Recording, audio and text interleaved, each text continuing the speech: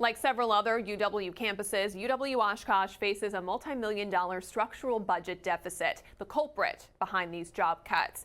UWO has the largest at $18 million. It's also laying off the highest number of people. Full-time faculty are not a part of this, but that doesn't mean professors are not being affected. You know, they'll send me little thank you notes and things like that. Jeffrey Pickron's office is filled with memories of his students.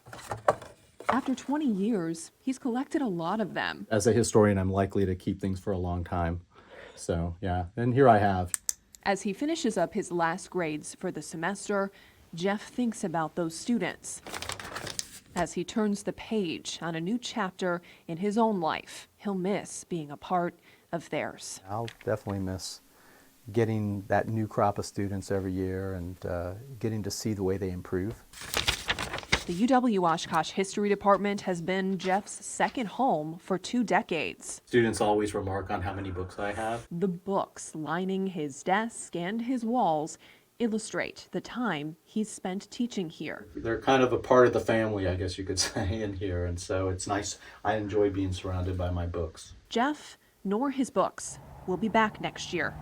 He's one of about 40 instructional academic staff members whose contracts are not being renewed due to UWO's $18 million structural deficit. That's in addition to the 140 layoffs and 76 voluntary retirements already announced in October. Yeah, I mean, I was, just couldn't believe it. After January, the number of classes he has will fall to 0. Even though I had a contract to teach 4 courses next semester, all of a sudden I didn't have courses at all. Jeff says he's treated exactly the same as a full-time professor. We have the same expertise as faculty members.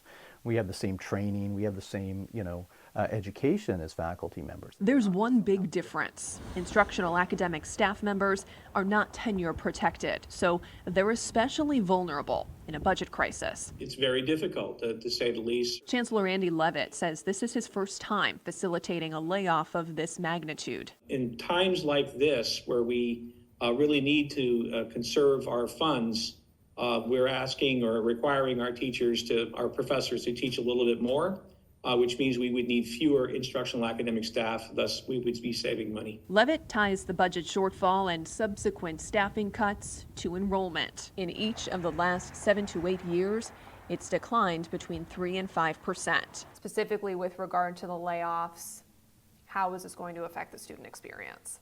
Well, we've taken great care to shield the students from any kind of impact of this as much as we possibly can.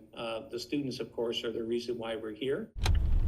The ride home from work feels different these days for Jeff. A lot of hard thought, I guess you could say, over the last couple of months about, what the future is going to look like. For now, life goes on as normal, with a lingering worry about what's next. I do really like Oshkosh. We've come to really become part of the community here. I think that's something that's sometimes lost in all this. Facing an uncertain future, though committed to staying in this community he's grown to love. In Oshkosh, Megan Carpenter, Spectrum News.